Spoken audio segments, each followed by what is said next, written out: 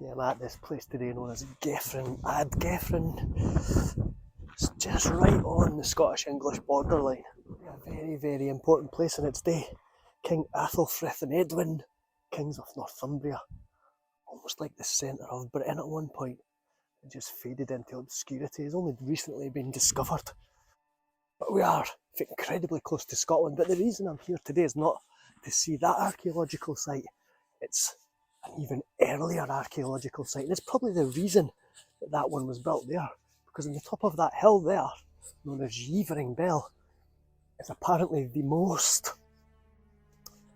impressive and certainly the largest Iron Age hill fort in northern England, and possibly all of England actually. So let's get up there and see how good it is compared to the Scottish ones.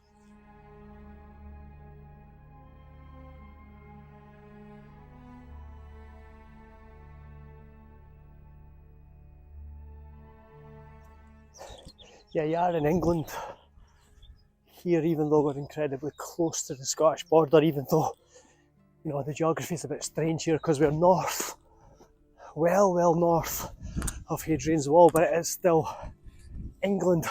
So there are trespassing laws in England and you can't just walk anywhere. You have to stick to the waymarked paths. Don't be nervous about walking in England, you know, because they've basically just got all the same stuff as us, like grass and rocks and trees and hills and all that. It's almost the same. Yeah, that's Yeavering Bell just right ahead of me there. There's a lot of stone on the sides of it. Yeah, it's been quite an easy climb, but quite misleading because you think you're going away past Yeavering Bell and then it winds you in back of Yeavering Bell, which is there, and you come to this little cross sign here. And apparently this is the best way to go to avoid a very, very steep incline. I can hear a strange bird calling over there in the distance, but I'm not sure what kind of bird it is, but if anybody can help me, please comment. It sounds like cuckoo, cuckoo, cuckoo. So I don't know what it is.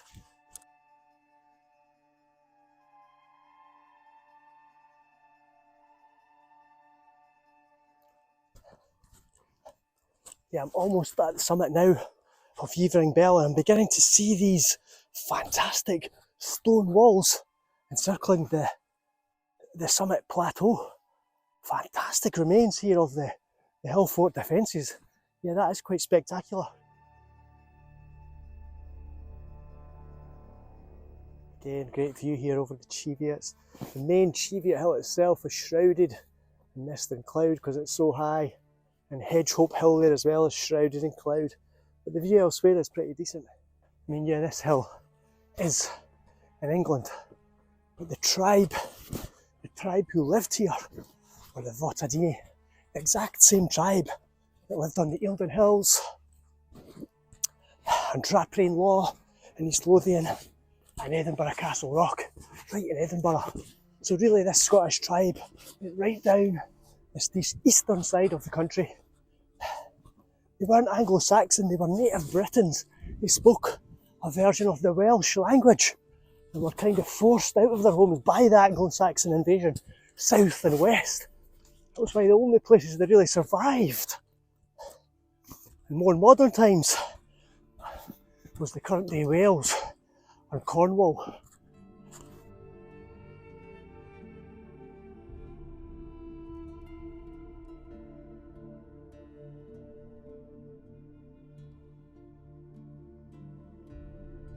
Yeah, just like Eildon Hill North, there are foundations of hundreds of little round houses on the top of the hill here. You can see the ditches and indentations everywhere. I'll try and get the drone up in a second to have a better look from there.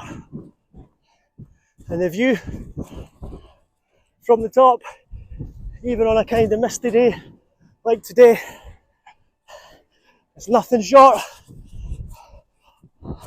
of mind-blowing. Wow.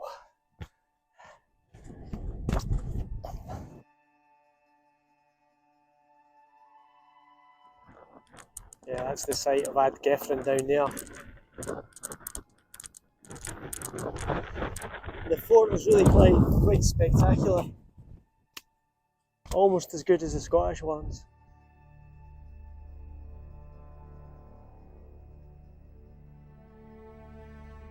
Yeah, I would warn you that when I left my home today in Peebles, it was like 20 degrees and sunny. Just a few miles down the road here in the Cheviot Hills, it's freaking freezing, dull, and above all, windy.